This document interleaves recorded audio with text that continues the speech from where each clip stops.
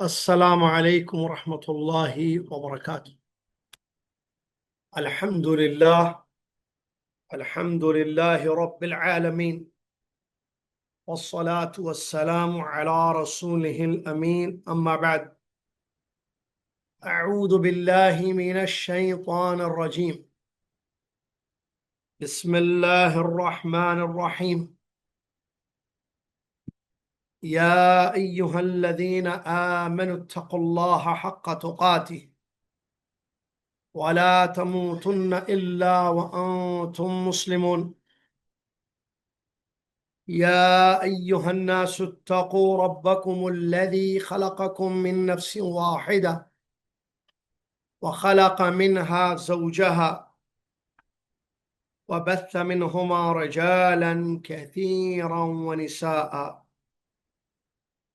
واتقوا الله الذي تساءلون به والأرحام، إن الله كان عليكم رقيبا.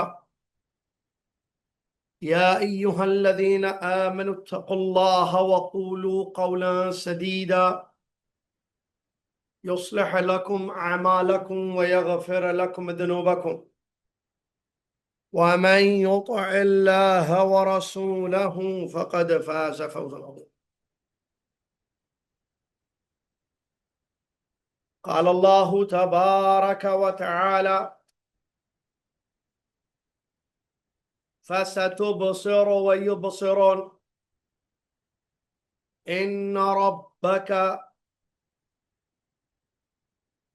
فستبصر ويبصرون بأيكم المفتون إن ربك هو أعلم بالمهتدين فلا تطع المكذبين ودوا لو تدهن فيدهنون ولا تطع كل حلاف مهين هماز مشاء بنميم مناع للخير معتد أثيم عتل بعد ذلك زنيم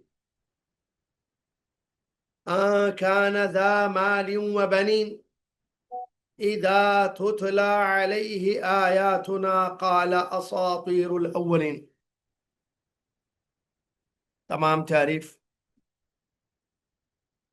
ہر قسم کی بڑائی اور کبریائی اس اللہ تبارک و تعالیٰ کے لیے ہے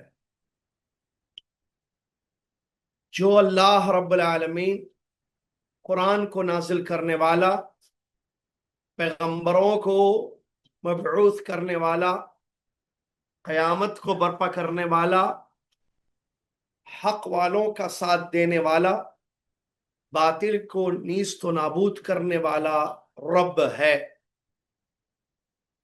سبحان اللہ ما عظم شان، سبحان اللہ و بحمدہ، سبحان اللہ العظیم۔ صلاۃ والسلام ہو اس کے بعد پیارے نبی امام الانبیاء محمد رسول اللہ صلی اللہ علیہ وسلم کی ذات گرامی پر، جنہوں نے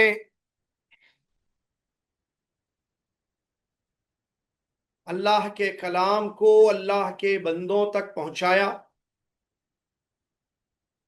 اس کو سمجھایا، اس پر عمل کرنے کی اپنی امت کو دعوت دی، اور اس کے فوائد دنیاوی اور اخروی بیان کیے۔ اللہم صلی علی محمد وعلی آل محمد کما صلیت علی ابراہیم وعلی آل ابراہیم انکا حمید مجید۔ اللہم بارک علی محمد وعلی آل محمد کما بارکت علی ابراہیم وعلی آل ابراہیم انکا حمید مجید۔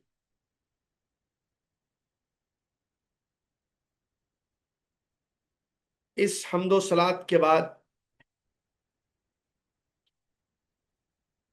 اللہ تبارک و تعالیٰ کا فضل اور کرم، اللہ تبارک و تعالیٰ نے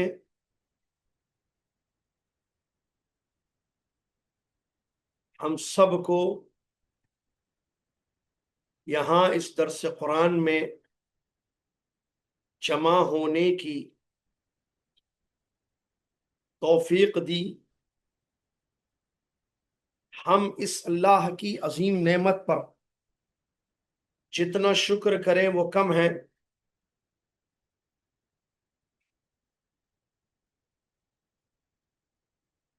اور اللہ کی جتنی بڑائی بیان کریں وہ کم ہے. اللہ تعالی ہماری اس کوشش سے راضی ہو جائے اور اللہ تعالی ہم سب کو قرآن کا سمجھنا، قرآن پر عمل کرنا آسان کر دے. آمین یا رب العالمین. معزز سامعین و ناظرین، وديه جوا داخل قول له بابا عنده درس يشغله، في ضيف جاي. اللہ تبارک و تعالیٰ کے کرم، اس کے فضل کے بعد ساتھیوں کی کوشش سے سلطان بھائی اللہ جزائے خیر دے، ان کے گھر والوں کی کوشش سے یہ پروگرام جاری ہے. جو کویت سے مطلب جو کویت میں رہتے ہیں سلطان بھائی، اور آپ جانتے ہیں یہ قرآن مجید کا درس ہے. الحمدللہ 29واں پارہ، پہلی سورہ ملک ہم نے پڑھ لی، مختصر تفسیر اس کی. سورہ قلم کی ابتدائی 5 آیتیں بھی پچھلے درس میں ہم نے پڑھ لی. سلسلے کو آگے بڑھاتے ہیں. بات جہاں رکی تھی وہ ہے آیت نمبر 5 سورہ قلم. اللہ نے فرمایا فَسَتُبْصِرُ وَيُبْصِرُونَ بِأَيِّكُمُ الْمَفْتُونُ. ان قریب آپ بھی دیکھیں گے، وہ لوگ بھی، مشرکین مکہ بھی دیکھیں گے. جلد ہی آپ بھی دیکھیں گے اور وہ لوگ بھی دیکھیں گے. آپ بھی جان لیں گے، وہ لوگ بھی جان لیں گے. کیا؟ کہ کون پاگل اور دیوانہ ہے. مفتون مطلب دیوانہ. قرآن پاک کی آیتوں کا مسئلہ کیا ہوتا ہے کہ پچھلی آیتوں کا اگلی آیتوں سے تعلق ہوتا ہے. اس کے بعد یہی سلسلہ رہتا ہے، ایک کے بعد ایک مضمون آتا رہتا ہے، کنیکشن ہوتا ہے، تعلق ہوتا ہے. لہٰذا آپ کو یہ یاد رکھنا ضروری ہوگا صحیح سمجھنے کے لیے آیتوں کو کہ پچھلی جو آیتیں ہم نے پڑھی اس میں اللہ تعالیٰ نے کیا بیان کیا ہے، تاکہ آج جو آیتیں ہم پڑھ رہے ہیں اس کو سمجھنا ہمارے لیے آسان ہو جائے. پھر آج کی آیتیں آپ کو یاد رکھنی پڑیں گی. نیکسٹ سیٹرڈے جو کلاس ہوگی تفسیر کی، درس کی، اس میں آپ کو جو ہے سمجھنے میں آسانی ہوگی. اللہ رب العالمین نے ہمارے نبی صلی اللہ علیہ وسلم کے خلق عظیم کو بیان کیا قسم کھا کر. نون والقلم وما یسطرون، یہ پڑھا تھا ہم نے پڑھا تھا انک لعلی خلق عظیم. نبی صلی اللہ علیہ وسلم بلند اخلاق پر قائم ہے، اخلاق عظیم آپ کے پاس ہے. آپ کے خلق عظیم کا یہ تقاضا ہے، آپ کے بڑے اخلاق کا یہ تقاضا ہے کہ مشرکین مکہ جو آپ کو مجنون یا تکلیف دہ باتیں بتاتے ہیں، مجنون کہتے ہیں، دیوانہ کہتے ہیں، تکلیف دہ باتیں آپ کو سناتے ہیں، اس پر آپ صبر کریں. فَسَتُبْصِرُ وَيُبْصِرُونَ، جلد ہی ایسے مواقع آئیں گے. سا جو ہے نا فَسَتُبْصِرُ وَيُبْصِرُونَ، ان قریب، جلد ہی، very soon آپ بھی دیکھو گے، وہ بھی دیکھیں گے، آپ کو بھی پتا چلے گا، ان کو بھی پتا چلے گا. بِأَيِّكُمُ الْمَفْتُونُ، کہ کون پاگل ہے، کون دیوانہ ہے. اب یہ جلد ہی پتا چلے گا کیا مطلب ہے. فَسَتُبْصِرُ وَيُبْصِرُونَ، جلد ہی، بہت جلد، very soon آپ کو، ان کو، سب کو پتا چل جائے. اس سے مطلب وہ مواقع ہیں جو اللہ تعالی جن میں اپنے رسول صلی اللہ علیہ وسلم کی مختلف طریقوں سے مدد کی ہے، جس کا خلاصہ آپ کے سامنے بھی پیش کیا جا رہا ہے۔ فَسَتُبْصِرُ وَيُبْصِرُونَ، حافظ ابن کثیر رحمۃ اللہ علیہ اس کی تفسیر میں لکھتے ہیں، یہاں اللہ تعالیٰ یہ کہہ رہا ہے کہ اے محمد صلی اللہ علیہ وسلم آپ بھی جان لیں گے اور آپ کے مخالف بھی جان لیں گے کہ کون گمراہ ہے، کون دیوانہ ہے، کون جھوٹا ہے، کون غلط ہے۔ اور اسی قسم کی آیتیں قرآن میں موجود ہیں، جیسے سورہ قمر میں اللہ نے فرمایا سَيَعْلَمُونَ غَدًا سَيَعْلَمُونَ غَدًا مَنِ الْكَذَّابُ الْأَشِرُ، ان قریب، کل، جلد یہ جان لیں گے کہ کون جھوٹا ہے، کون شر والا ہے۔ اسی طریقے سے سورہ سبا میں بھی اللہ نے بیان فرمایا، اسی آیت کی تائید ہے اس میں، یعنی قرآن کی تفسیر قرآن سے، وَإِنَّا أَوْ إِيَّاكُمْ لَعَلَىٰ هُدًى أَوْ فِي ضَلَالٍ مُبِينٍ، ہم یا تم، نبی صلی اللہ علیہ وسلم سے کہلوایا جا رہا ہے، آپ کہہ دیجئے لوگوں کو، ہم یا تم ہدایت پر ہیں یا کھلی ہوئی گمراہی پر ہیں۔ اب کون ہدایت پر ہیں، کون کھلی ہوئی گمراہی پر ہیں، کون دیوانہ ہے، کون صاحب عقل سلیم ہے، پتہ چل جائے، جسٹ ویٹ اینڈ واچ، پتہ چلے گا۔ عبداللہ بن عباس رضی اللہ عنہ فرماتے ہیں آیت کی تفسیر میں سَتَعْلَمُ وَيَعْلَمُونَ يَوْمَ الْقِيَامَةِ، آپ بھی جان لیں گے، یہ لوگ بھی قیامت کے دن جان لیں گے، جب نتیجے سامنے آئیں گے دنیا میں جو کیا ہے نبی صلی اللہ علیہ وسلم نے بھی اور کفار مکہ نے۔ نبی صلی اللہ علیہ وسلم نے جس خیر کا کام کیا اور ان لوگوں نے جتنا شر پھیلایا، نبی صلی اللہ علیہ وسلم نے کتنی اچھائیاں کی، ان لوگوں نے کتنی برائیاں کی، یہ سب پتہ چل جائے گا وہاں جب معلوم ہوگا کہ کون دیوانہ تھا یا باطل پر تھا۔ دیگر مفسرین نے بیان کیا، ایک قول تو یہ ہے کہ قیامت کے دن پتہ چل جائے گا، ایک قول یہ ہے کہ دنیا میں ہی اللہ تعالیٰ بتا دے گا کہ آپ کے جو دانی دشمن ہیں، یعنی رسول اللہ صلی اللہ علیہ وسلم کی، وہ کیسے فوج در فوج آپ پر ایمان لائیں گے، آپ کے جانثار دوست بن جائیں گے، اور جو مخالفین ہیں وہ غزوہ بدر، احد، خندق، فتح مکہ وغیرہ میں کیسے ذلیل و خوار ہوں گے، کیسے مارے جائیں گے۔ اور یہ ہوا، یہ جو بتایا اللہ نے فَسَتُبْصِرُ وَيُبْصِرُونَ، یہ ہو چکا۔ جو پیارے نبی صلی اللہ علیہ وسلم کے دشمن تھے، اللہ نے جب انہیں ہدایت دی، وہ ایمان لائے، نبی صلی اللہ علیہ وسلم کے ساتھی بنے، جانوں کو قربان کرنے والے بنے، اور جو مخالفین تھے وہ بدر میں، احد میں، خندق میں، یہ جو جنگیں ہوئی ہیں، فتح مکہ کے وقت ذلیل ہوئے، خوار ہوئے، اور تمام جزیر عرب پر اسلام کی حکومت قائم ہو گئی۔ پھر قیامت تک آپ کی امت کے ہاتھوں ہونے والی فتوحات اور اسلام کی سربلندی سے بھی یہ چیز واضح ہو جائے گی کہ پاگل کون تھا۔ اس کے علاوہ جیسا کہ بھی میں نے بتایا، عبداللہ بن عباس کا قول، بعد کہتے ہیں کہ اس سے مراد قیامت کا دن ہے، جس دن نبی صلی اللہ علیہ وسلم نبی صلی اللہ علیہ وسلم کو مقام محمود دیا جائے گا، تشریف فرما ہوں گے وہاں، اور آپ کے ہاتھ میں لواء الحمد ہوگا، آپ کے ہاتھ میں لواء الحمد یعنی حمد کا جھنڈا ہوگا، اور آپ جب حوض کوثر پر اپنی امت کو پانی پلا رہے ہوں گے اور آپ کو جھٹلانے والے جہنم کی طرف دھکیلے جا رہے ہوں گے، اس وقت سب کو پتا چل جائے گا کہ کون دیوانہ تھا۔ بِأَيِّكُمُ الْمَفْتُونُ۔ اس کے بعد اللہ نے فرمایا، اسی سے جڑتی بھی بات، إِنَّ رَبَّكَ هُوَ عَالَمُ بِمَنْ ضَلَّ عَنْ سَبِيلِهِ وَهُوَ عَالَمُ بِالْمُهْتَدِينَ۔ آپ کا رب خوب جانتا ہے، آپ کا رب خوب جانتا ہے کہ کون راستے سے اس کے بہک گیا اور کون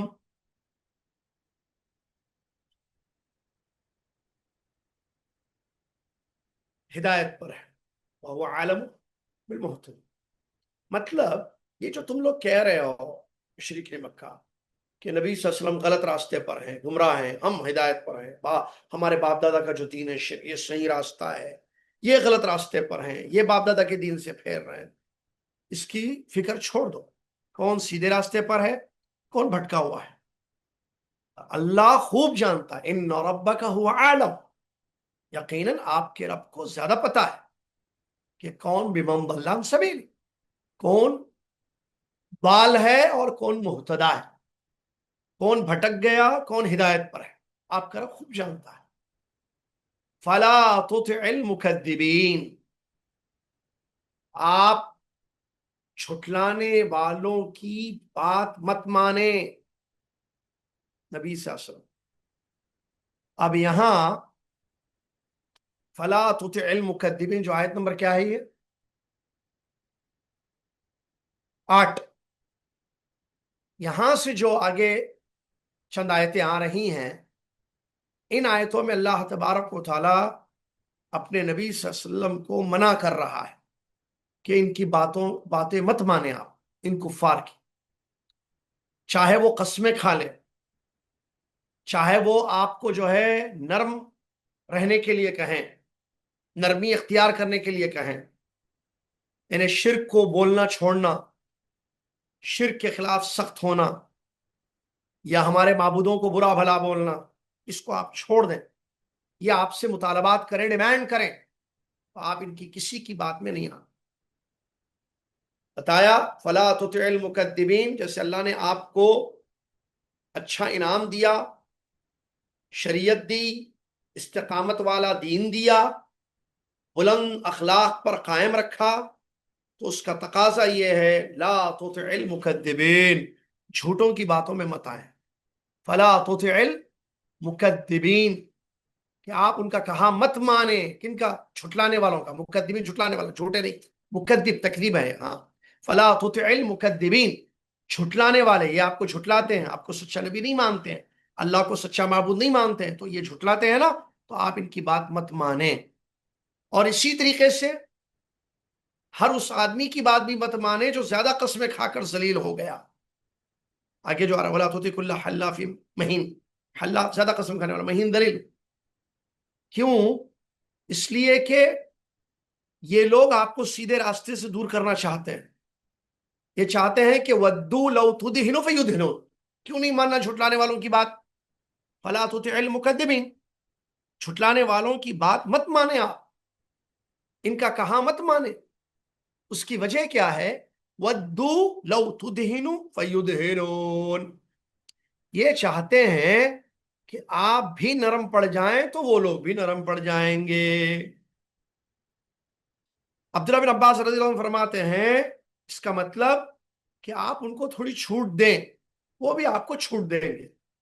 لو ترخص لهم فیرخصوا، آپ تھوڑی سی چھوٹ دیں ان کو، مطلب ہاں بھائی تھوڑا سا شرک کر لو، چلو میں پورے شرک کو نہیں روکتا، تھوڑا کر لو، میں پورے معبودان باطل کی عبادت سے نہیں روکوں گا، کچھ بتوں کی عبادت کر لو، تو وہ بھی پھر آپ کو نماز روزہ پڑھنے کی کچھ اجازت دے گی. ٹھیک ہے، آپ تھوڑا جھکیں، ہم تھوڑا جھکیں، آپ ہماری بات مانیں، ہم آپ کی بات مانیں گے. اللہ اکبر. دیکھیے قرآن، اللہ، اور یہ کافروں کی روش ہے آج تک. وہ کہتے ہیں مسلمانوں سے دیکھو بھائی جھگڑا ختم کرنا ہے، معاملہ کلیئر کرنا ہے، ہم کچھ مانتے ہیں آپ کچھ سیکولرزم، سیکولرزم، تھوڑا آپ جھکنا تھوڑا ہم جھکنا، تو آپ کا بھی جھکاؤ ضروری ہے تاکہ ہم جھکیں. آپ جھکنے کے لیے تیار ہی نہیں ہے، آپ ایک ایک ایک توحید توحید توحید کی بات کرتے ہیں، ایک اللہ کی باتیں لگاتے ہیں. کیسے ہوگا یہ؟ علماء نے بڑی اچھی باتیں لکھی ہے تفسیر میں اس کے متعلق، کہ یہ لوگ جو آپ سے مطالبہ کر رہے ہیں کہ آپ جو ہے نرم پڑ جائیں، تو یہ نرم جو ہے، نرمی یہ لہجے میں نرمی نہیں ہے، وہ تو ٹھیک ہے، وہ تو اخلاق میں سے آتے ہیں، نبی صلی اللہ علیہ وسلم کا لہجہ نرم تھا. آپ اپنی دعوت میں نرم پڑ جائیں، آپ اپنی دعوت میں نرم پڑ جائیں، کہ یہ جو اسلام کی تبلیغ کر رہے ہیں، توحید اتنی میں سرگرم ہیں آپ، اس کو کم کریں تو ہم بھی آپ کو ستانا کم کر دیں گے. آپ اپنے دین میں جو توحید آپ لے کر آئے تھوڑا سا چینج کریں، شرک اور گمراہیوں کی کچھ گنجائش نکالیں اس میں، تو وہ بھی آپ کے ساتھ صلح پر راضی ہو جائیں گے۔ آپ خود جو چاہیں کریں، مگر تمام لوگوں کی زندگی کے ہر شعبے میں ان کے عقیدے، ان کی معیشت، ان کی معاشرت، ان کی حکومت وغیرہ میں اللہ کے حکم کا امپلیمنٹ کرنے کو مت اصرار کریں اس پر، تو ہم بھی آپ کو پھر نماز روزہ ادا کرنے دیں گے، برداشت کر لیں گے، چلو پڑھ لو، آپ نماز پڑھ لو، رکھ لو روزہ۔ اور یہ بات معلوم ہونا چاہیے، یہ کافروں کی روش ہے۔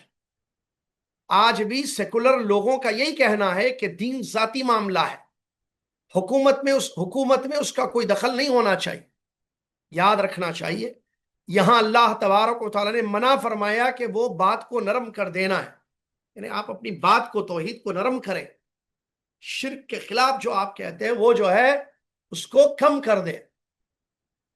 تو یہاں یہ نہیں بتایا اللہ تبارک و تعالیٰ نے کہ آپ اپنے لہجے کو نرم کریں، رسول اللہ صلی اللہ علیہ وسلم کو آگاہ کیا جا رہا ہے کہ آپ جو لعلی خلق عظیم ہیں، آپ جو ہے اخلاق کے بلند مقام پر قائم ہیں، تو اس کا یہ مطلب نہیں ہے کہ کفار کو نرم کرنے کے لیے آپ اپنے موقف سے، آپ اپنے عقیدی توحید سے ہٹ جائیں، اس میں نرمی پیدا کریں۔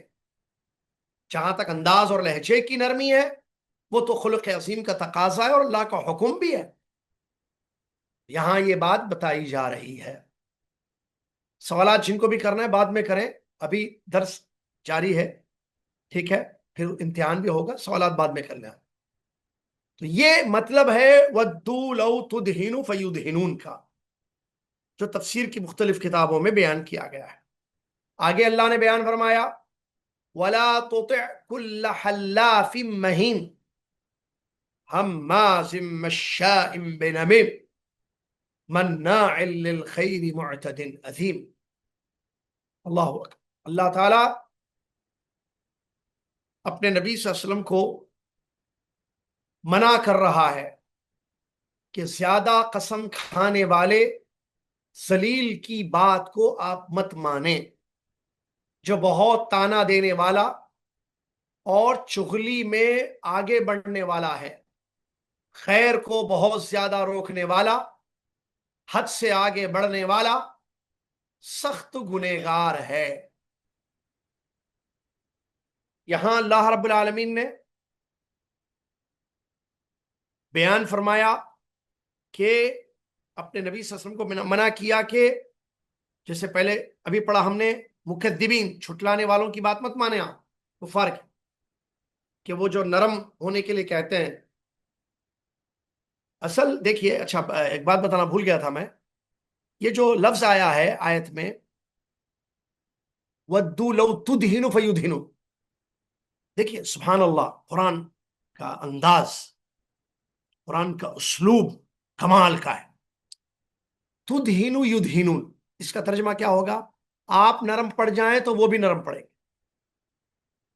اب یہ لفظ تُدْهِنُ يُدْهِنُونَ، اس کے روٹ ورڈز کیا ہیں؟ دہن، اور دہن عربی میں تیل کو کہتے ہیں، آئل کو۔ دیکھیے کیسے دہن کس کو کہتے ہیں؟ آئل کو۔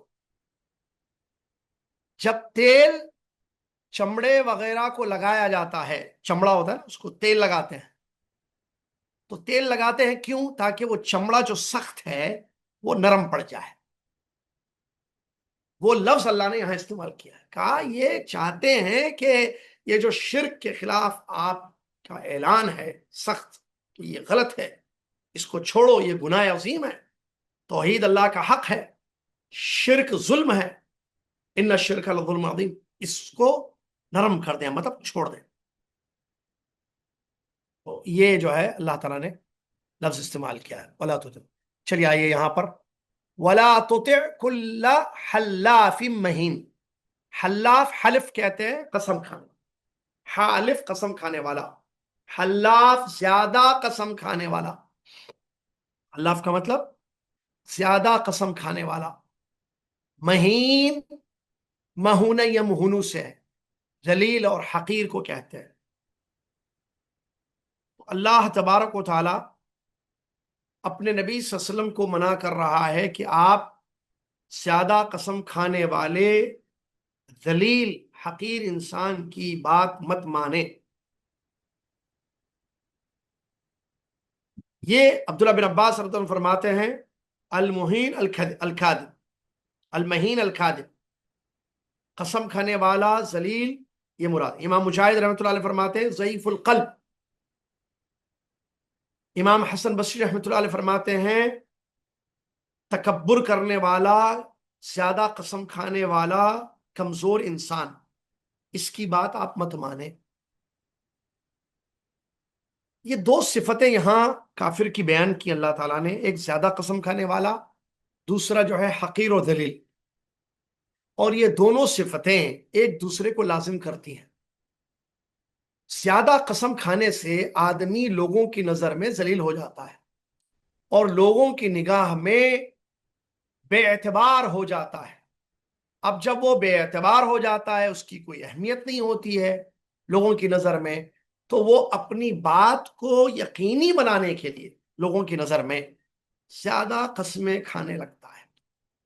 جب انسان اپنی بد اخلاقی کی وجہ سے لوگوں کی نظر سے گر جاتا ہے اور حقیر و ذلیل ہو جاتا ہے، تو اب اس کو اپنی بات لوگوں کے سامنے پیش کرنے کے لیے کہ لوگ اس کی بات کو سچ سمجھیں یا یقینی سمجھیں، اس کو زیادہ قسم کھانے کی ضرورت پڑتی ہے۔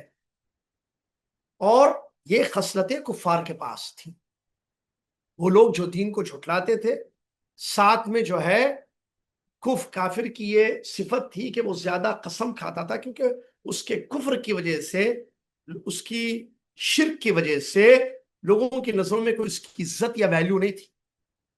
تو اب وہ کیا کرتا، حلاب بن جاتا، زیادہ قسمیں کھاتا تاکہ لوگ اس کی بات کا اعتبار کر لیں۔ تو اللہ تبارک و تعالیٰ نے اپنے نبی حبیب محمد صلی اللہ علیہ وسلم کو منع کیا کہ ان کی باتیں نہ مانیں۔ اور آپ جب پڑھیں گے سیرت، آپ کو معلوم ہوگا کفار مکہ آئے، انہوں نے یہ پیشکش رکھی، یہ یدہن فلا یدہن فیدہن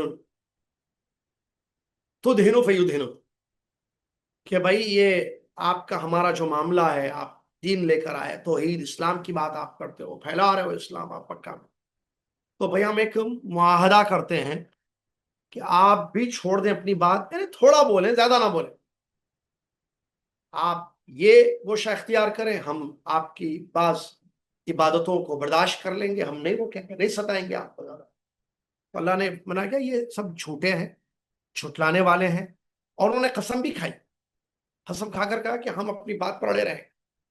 آپ تھوڑا نرم ہو جائیں بس، شرک کے خلاف یہ جو آپ توحید کی دعوت کر رہے ہیں، اس میں نرمی اختیار کیجئے، کم کیجئے اس کو، تو ہم بھی جو ہے آپ کے ستانے کو کم کر دیں گے، آپ بھی تھوڑا پیچھے ہٹے، ہم بھی تھوڑا پیچھے ہٹ جائیں۔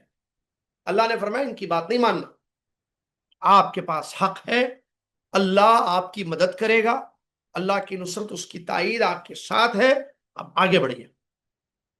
اور ویسے ہوا الحمدللہ، نتیجہ دیکھیے، مکہ فتح ہوا، جوک در جوک، جسے وہ جانتے ہیں، پڑھیں گے انشاءاللہ وہ بھی ہم، تو بہت بعد میں آئے گی انشاءاللہ سورہ، سورہ فتح، تو اس میں کیسے اللہ نے بیان کیا کہ کیسے لوگ یدخلون فی دین اللہ افواجا، فوج در فوج، جوک در جوک، جماعتیں جماعتیں اسلام میں داخل ہونے لگی۔ یہ اللہ کی مدد ہوئی، مکہ فتح ہو گیا، شرک کا بول بالا ختم ہو گیا، توحید کا جھنڈا بلند ہوا، الحمدللہ پورے جزیرے عرب سے شرک مٹ گیا، اور الحمدللہ توحید کی دعوت عام ہو گئی۔ تو اللہ تبارک و تعالی یہاں اسی لیے تسلی دینے اپنے نبی صلی اللہ علیہ وسلم کو کہہ رہا کہ آپ ان کی باتوں میں مت آئیں، یہ جھوٹ بولے ہیں، یہ ذلیل لوگ ہیں، یہ جھٹلانے والے لوگ ہیں، ان کی باتوں میں مت آیا۔ تو یہ جو آیتیں ہیں یہاں پر، بعض مفسرین کہتے ہیں کہ اگر چاہیے ایک خاص شخص کے مراد ہو سکتی ہے، لیکن آیت کے الفاظ عام ہیں، ایسی خصلتیں رکھنے والے شخص کا کہنا نہیں ماننا چاہیے جو چھٹلاتے ہیں توحید کی بات کو، زیادہ قسمیں کھاتے ہیں یا ذلیل ہوتے ہیں. ولا تطع کل حماز، نہیں، ولا تطع کل حلاف مہین حماز مشاء بنمیم. آگے کی آیت یہ جو آیت نمبر 11 ہے، حماز مشاء بنمیم. یہ جو کافر جھوٹا ہے، قسمیں کھاتا ہے جھوٹی، زیادہ قسمیں کھاتا ہے، ذلیل و خوار ہے، جھٹلانے والا ہے، اس کی مزید بری صفات کیا ہیں؟ یہ حماز ہے ایک، اور نمام بھی. حماز اور نمام دونوں ہیں. حماز کس کو کہتے ہیں؟ ہمس کہتے ہیں تانا دینے والا، عیب لگانے والا. اور مشائم بنمیم کا مطلب ہے چغلی کرنے والا، پیٹ پیچھے چغلی کرنے والا. تو یہاں اللہ تبارک و تعالیٰ ایسے شخص کی یہ بری صفات کو بیان کر رہا ہے، جو دو بری صفتیں ہیں. پہلی بری صفت کفار کی، جھٹلاتے ہیں. دوسری بری صفت ان کی زیادہ قسمیں کھاتے ہیں. تیسری بری صفت ان کی کہ یہ ذلیل ہیں. چوتھی بری صفت ان کی کیا ہے؟ یہ تانا دینے والے، عیب لگانے والے ہیں. پانچویں بری صفت ان کی یہ چغلی کرتے ہیں. حماس کے بارے میں عبداللہ بن عباس رضی اللہ تعالیٰ عنہما اور امام قتادہ ان کے شاگرد رحمہ اللہ فرماتے ہیں غیبت کرنے والا، پیٹ پیچھے برائی کرنے والا. اور مشائم بن امیم کہتے ہیں لوگوں کو ادھر کی بات ادھر، چغلی جس کو اردو میں کہتے ہیں، ادھر کی بات ادھر منتقل کرنا، نقل کرنا، فساد کے ڈر کے ارادے سے لوگوں میں جو ہے برائی پھیلے، اس غرض سے جو ہے یہ لوگ ادھر کی بات ادھر کرتے ہیں. اس کی تفسیر میں حافظ ابن کثیر رحمۃ اللہ علیہ اس آیت کی تفسیر میں حماز مشاء بنمیم، جس کا مطلب کیا ہے؟ دوسروں کے منہ پر عیب لگانے والے، تانا دینے والے، اور پیٹ پیچھے چغلی کرنے والوں کی بات آپ مت مانیں. یہ ان کی بری صفات ہے. اس کی تفسیر میں حافظ ابن کثیر رحمۃ اللہ نے عبداللہ بن عباس کی وہ صحیح حدیث پیش کی جو صحیح بخاری صحیح مسلم میں آئی ہے. مشہور حدیث ہے، آپ نے سنا ہو. کیا حدیث ہے؟ عن عبد الله بن عباس رضي الله تعالى عنهما قال مر رسول الله صلى الله عليه وسلم بقبرين فقال إنهما ليعذبان وما يعذبان في كبير أما أحدهما فكان لا يستتر من البول وأما الآخر فكان يمشي بالنميمة، والشام بنميم فكان يمشي بالنميمة. اور بھی یہ حدیث جو ہے حدیث کی دوسری کتابوں میں اور صحیحین کی روایت ہے، صحیح بخاری مسلم متفق علیہ. عبداللہ بن عباس رضی اللہ تعالیٰ عنہ ایک واقعہ نقل کرتے ہیں کہ رسول اللہ صلی اللہ علیہ وسلم کا گزر ہوا دو قبروں کے پاس. دو قبر تھے، دو قبریں تھیں. نبی صلی اللہ علیہ وسلم وہاں سے پاس ہوئے، گزرے وہاں سے.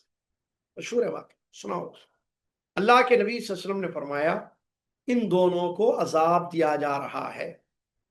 یہ دو قبر والوں کو عذاب دیا جا رہا ہے، اور کسی بڑے گناہ کی وجہ سے عذاب نہیں دیا جا رہا ہے دونوں کو، بلکہ ایک کا معاملہ یہ تھا کہ وہ پیشاب کے چھینٹوں سے خود کو، اپنے بدن اور کپڑے کو نہیں بچاتا تھا.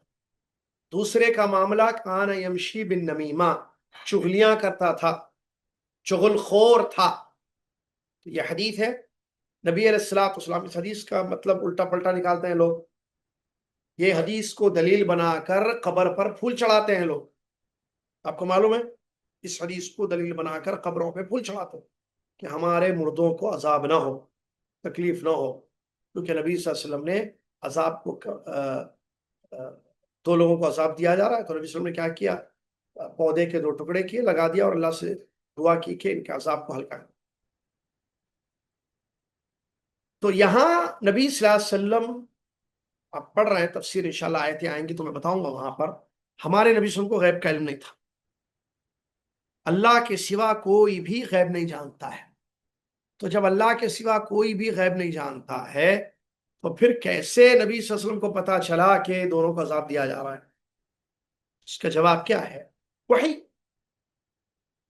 غزوہ غزوہ تبوک سے واپسی میں، یا تبوک کے واقعہ جب ہوا تھا، تبوک گئے تھے نبی صلی اللہ علیہ وسلم، ایک یہودی عورت نے دعوت دی تھی نا، کھانے میں زہر ملایا تھا، نبی صلی اللہ علیہ وسلم نے تھوک دیا اس کو، نہیں نکلے اس کو. تو کیسے معلوم ہوا آپ کو زہر تھا، اس پہ تھوک دیا؟ وہی آئی. تو وہی کے ذریعے نبی صلی اللہ علیہ وسلم کو خبر دی جاتی تھی. تو وہ غیب کا علم تو اس کو نہیں بولتے. جیسے بعض مسلمانوں کا عقیدہ ہے کہ ہمارے نبی صلی اللہ علیہ وسلم کو بھی غیب کا علم تھا. غلط. غیب کا علم اللہ کے سوا کسی کو نہیں ہے، اور اس کی بہت ساری دلیلیں ہیں. ام عائشہ رضی اللہ عنہ، بھائی اگر یہی واقعہ دیکھیں آپ، کون سا یہ تبوک والا یہودی عورت نے جو زہر ملایا تھا، اگر نبی صلی اللہ علیہ وسلم کو غیب کا علم تھا تو دعوت ہی قبول نہیں کرتے تھے، اس چاہتے ہی نہیں تھے اس کے گھر اپنے ساتھی کے ساتھ. ساتھی فوت بھی ہو گئے، کھا لیے تھے وہ، نبی صلی اللہ علیہ وسلم تھوک دیے تھے، اور نبی صلی اللہ علیہ وسلم منہ میں لیے تھے، جیسے وہی آئی تھوک دیا آپ. لیکن ظاہر بات ہے اس کا اثر رہا. اسی لیے نبی علیہ الصلوۃ والسلام کی ایک حدیث ہے، یاد رکھیے. ام المؤمنین عائشہ رضی اللہ عنہا روایت کرتی ہے کہ نبی صلی اللہ علیہ وسلم اپنے مرض الموت میں آخری میں نبی صلی اللہ علیہ وسلم نے بیان کیا، یا عائشہ اس دن جو میں نے کھایا تھا، مطلب کھائے نہیں تھے لیکن چبایا تھا، تھوک دیا تھا کیونکہ زہر تھا اس میں، تو اس کا اثر آج بھی میں اپنے جسم میں محسوس کرتا ہوں. اس کی تکلیف صحیح حدیث ہے. اسی لیے بعض علماء کہتے ہیں کہ یہودیوں کی سازش تھی نبی صلی اللہ علیہ وسلم کو قتل کرنے میں. تو اگر یہ کوئی کہے کہ یہودیوں نے سازش کی نبی صلی اللہ علیہ وسلم کو مارنے میں، تو یہ غلط نہیں ہوگا کہتے ہیں. ٹھیک ہے، چلیے. تو یہاں جو ہے اس حدیث سے بخاری مسلم کے ہمیں معلوم ہوا کہ چغلی کرنے کی وجہ سے قبر میں عذاب بھی ہوتا ہے، اور یہ مومن کی صفت نہیں ہوتی. مومن خیر پھیلانے والا ہوتا ہے، وہ مفتاح للخیر بنتا ہے، خیر کی چابی. ادھر خیر ادھر خیر. لوگ لڑتے ہیں تو بیچ میں صلح کے لیے جاتا ہے، ان کو جو ہے ان کی لڑائی کو جھگڑے کو ختم کرنے کی کوشش کرتا ہے. لیکن یہ جو کافر ہے، جہاں یہ سورہ قلم میں اس کی بات بتائی جا رہی ہے، اس کا معاملہ ایسا نہیں ہے. یہ جو ہے مشائم بنمیم ہے. دیکھو مشی کہتے ہیں چلنے کو، نمیم مشائم بنمیم کا مطلب پیٹ پیچھے چغلی. ادھر جاتا ان کے بارے میں، تو انہوں نے یہ بولا آپ کے بارے میں، اچھا وہ بولے ارے اس میں اور مرچی مسالے لگاتا ہے، جھوٹ ہے وہ، انہوں نے ایسے بولا آپ کے بارے میں. پھر ان کے پاس جاتا ہے، ارے بھائی وہاں ان صاحب کے پاس سے گزرا میں، وہ آپ کے بارے میں بہت برا بول رہا تھا. اب جب ادھر زید کو کہا کہ خالد آپ کو برا بول رہا ہے، خالد کے پاس گیا بولا کہ زید آپ کو برا بول رہا ہے. فاطمہ کے پاس گیا بولا کہ زینب آپ کو بہت برا بلا کہتی ہے. زینب کے پاس گئی اور بولی کہ فاطمہ برا بلا، تو دونوں میں لڑائی نہیں ہوگی؟ فاطمہ زینب میں اور خالد میں زید میں فتنہ پھیلے گا، لڑائیاں جھگڑے ہوں گے. یہ ہے کافر کی صفت. ایسے جو ہے چغلیاں کرتے ہیں، پیٹ پیچھے چغل خور کرتے ہیں.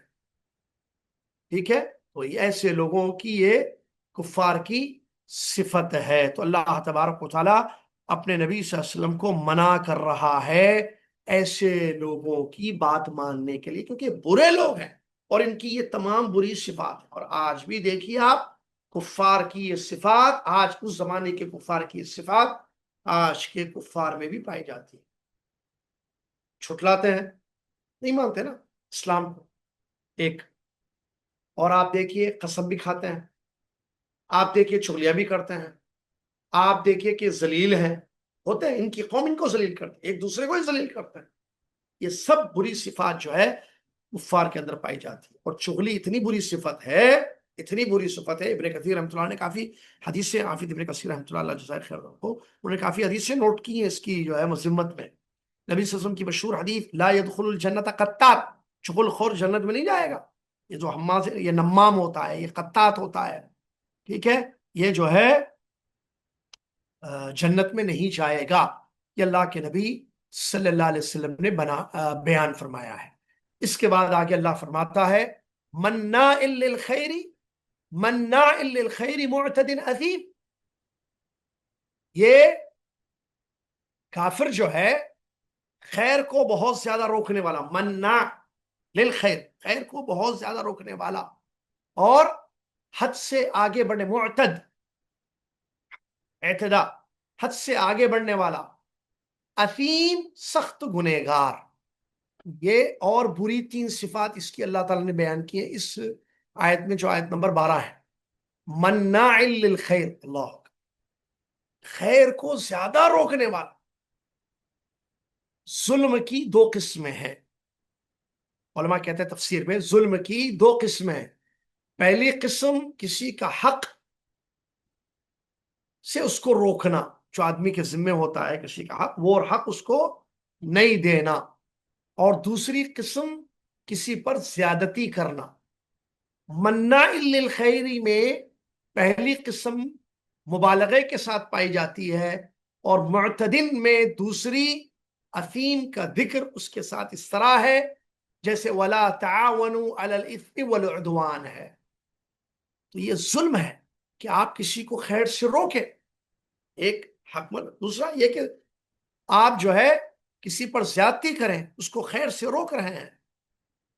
اور حافظ ابن کثیر رحمۃ اللہ نے بیان فرمایا یہاں اللہ رب العالمین کفار مکہ کی یہ صفات ذمیمہ بیان کر رہا ہے کہ وہ ہر خیر سے ساتھیوں کو، لوگوں کو منع کرتے ہیں. اسلام خیر ہے اس سے روکتے ہیں، توحید خیر ہے اس سے روکتے ہیں، نبی صلی اللہ علیہ وسلم کی اتباع سے جنت ملتی ہے خیر ہے اس سے یہ منع کرتے ہیں. اور معتدن حد سے آگے بڑھنے والے. حد کیا ہے؟ اللہ کا حق اللہ کو دینا، یہ حد سے آگے بڑھ گئے، اللہ کا حق غیر اللہ کو دیتے ہیں. اثیم سخت گنہگار ہے، یعنی حرام کام کرنے والے یہ لوگ ہوتے ہیں، بڑے بڑے گناہوں میں یہ مبتلا ہوتے ہیں. یہاں پر اللہ تبارک و تعالی ان کی پوری صفات کو مزید بیان کر رہا ہے کہ خیر کو روکنے والے یہ زیادہ خیر کو زیادہ روکنے والے یہ ہیں. اور حدیث میں نبی صلی اللہ علیہ وسلم نے تعریف کی ہے، خوشخبری سنائی ہے اس انسان کے لیے جو خیر کو روکنے نہیں بلکہ خیر کو نشر کرنے والا، خیر کو پھیلانے والا بنتا ہے. نبی صلی اللہ علیہ وسلم نے فرمایا طوبى لمن جعله اللہ مفتاحا للخیر ومغلاقا للشر. خوشخبری ہو اس انسان کے لیے جس کو اللہ تعالی خیر کی چابی بنائے اور شر کو لاک کرنے والا بنائے، خیر پھیلانے والا، شر کو روکنے والا بنائے. یہ مومن کی صفت ہوتی ہے کہ وہ اپنے ایمان کو یا نیک عمل کے لوگوں کے سامنے پیش کرتا ہے، لوگوں کی کتاب و سنت کی دعوت دیتا ہے، توحید کی، ایمان کی، نیکیوں کی دعوت دیتا ہے، ہدایت کا راستہ ان کو دکھاتا ہے تاکہ اس راستے پر چل کر دنیا ان کی سنور جائے، آخرت ان کی کامیاب ہو جائے، جہنم کی آگ سے وہ بچ جائیں، عذابوں سے محفوظ رہیں، اور اللہ کی بنائی ہوئی جنت کے وہ مستحق بن جائیں. یہ مومن کی شان ہوتی ہے. لیکن کافر ایسا نہیں ہے، وہ مفتاحا للخیر نہیں ہے، مفتاحا للشر، مغلاقا للخیر جس کو کہا گیا، مغلاق بند کرنے والا خیر. وہاں بتایا گیا مناع للخیر، خیر کو روکنے والا بنتا ہے، بہت زیادہ خیر کو منع کرتا ہے. اس کو توحید سے چڑ ہوتی ہے، توحید کی باتوں سے. عقیدہ دیکھیں، اور یہ بڑے افسوس کے ساتھ کہنا پڑتا ہے بعض مسلمانوں میں بھی یہ صفت پائی جاتی ہے. بولتے کیا جب دیکھو عقیدہ عقیدہ بولتے آپ لوگ، عقیدہ چاہیے اور کچھ بھی نہیں ہے. ارے بس کرو بھائی توحید توحید، اور ہمیشہ بدعت بدعت بولتے، اس کو بدعت بولتے، سنت سنت بولتے. یہ کیوں آپ ایسے؟ یہ چڑ والی بات ہے. آپ کو توحید سے پیار نہیں ہے؟ عقید توحید جنت میں جانے کا سبب ہے. عقید توحید مفتاح ہے، جنت کی چابی ہے، مفتاح الجنہ قول لا الہ الا اللہ. اور سنت پر عمل کرنے سے عمل کی مقبولیت ہوتی ہے. عمل رد کر دیا جائے گا اگر بدعت پر ہو. من عمل عملا ليس عليه امرنا فهو رد، من احدث في امرنا هذا ما ليس منه فهو رد. اس طریقے سے یہاں پر یہ چیز ان کے بارے میں بیان کی گئی ہے.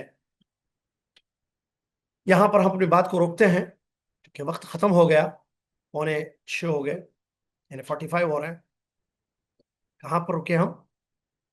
مناع للخیر، آیت نمبر 12. مناع للخیر معتد اثیم، یہاں پر رکے.